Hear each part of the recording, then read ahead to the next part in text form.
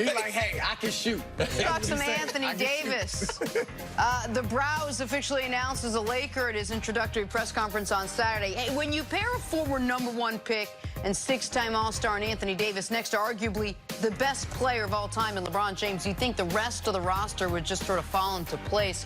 There's no falling here. The Lakers strategically built a talented team around the two stars. And if you ask Anthony Davis, he'll tell you it's pretty unstoppable, this team.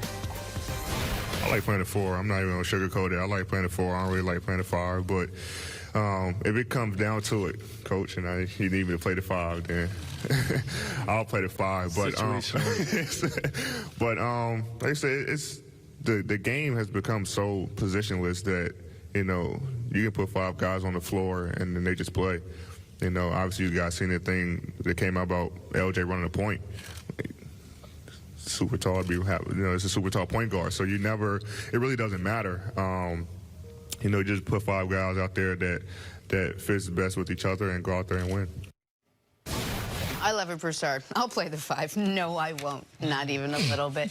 Do the Lakers... He'll be playing the 5. He's probably at some point. Do the Lakers, though, have the best roster in the NBA, echoing what Anthony Davis pretty much said there? They certainly have a roster that can win a championship. Like, they have every reason they should go into the season thinking, we're going to win the championship. They have enough. Now, 10 years ago, it would have been over. And not because LeBron would have been 10 years younger. I'm just saying style of play.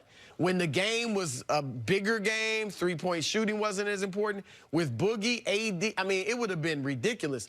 But even in today's game, they did improve their shooting. Danny Green, Quinn Cook, Avery Bradley's not bad, KCP, you know, Troy Daniels. Like, they added some shooting. They obviously have size. I think they can have a devastating small lineup with AD at center, even though he may not want to play there. So, yeah, they have a roster that they should feel like they should win the championship next year. Well, and listen, the pieces fit if everyone understands their role. Take the Anthony Davis position thing aside, because even though he's best at the 5, he's damn good at the 4. Right. He's first-team All-NBA when he played the 4. So we know he can do that. Like, if they just call it an average year from LeBron. If LeBron can just do what he did at year 2, forget last year, the year before when he was setting career highs, 27, 7, and 7. That's his career averages. It's also what he did starting in year 2 in this league.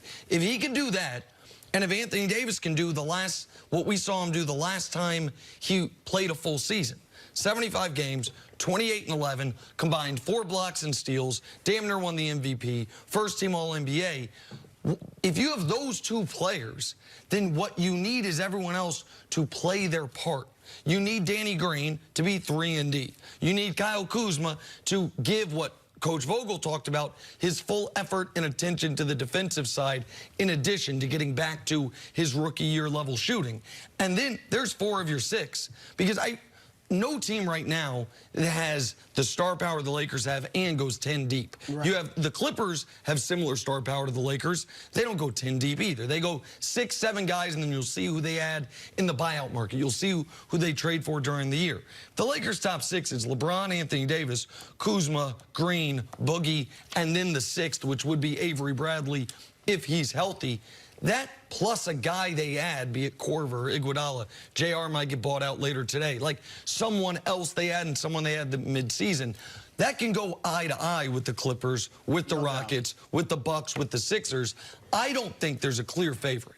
I know some people have said the Clippers are the clear favorite. Some people said the Lakers. I don't think there is a clear favorite. I think it's heads of a different coin right now when it comes to that. And we have to see how these guys mesh. You have more confidence the Clippers meshing than the Lakers meshing, but I think the Lakers' upside is higher than that of just about any other team. Well, the Clippers players, outside of Paul George and Kawhi, their role players are going to do exactly what they've been asked to do.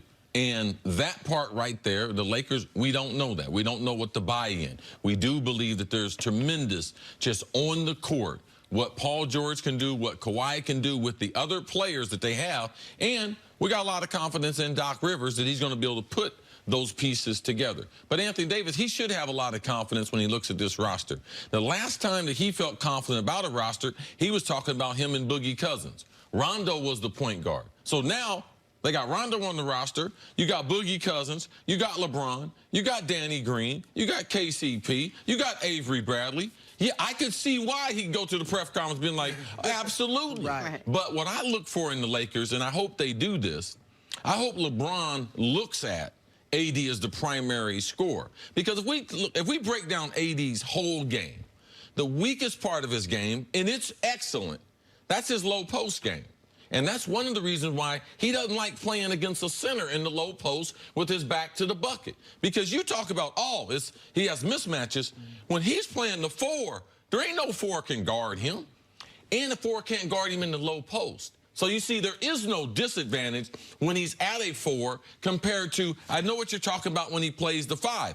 But he's realized, I'm first-team All-NBA even at the 4. The rest of that roster, will they buy into their roles? If they have to make some starters, some bench players, will they accept that role? Like we know the Clippers down the hallway in Doc Rivers, we know that team will do. So that's the difference right now as far as the teams in L.A. But I just believe other teams around the league are going to have something to say about this. You also have to give the Lakers some credit. We all talked about how if they don't get Kawhi, they're out of it as far as landing anyone that was going to help these two guys.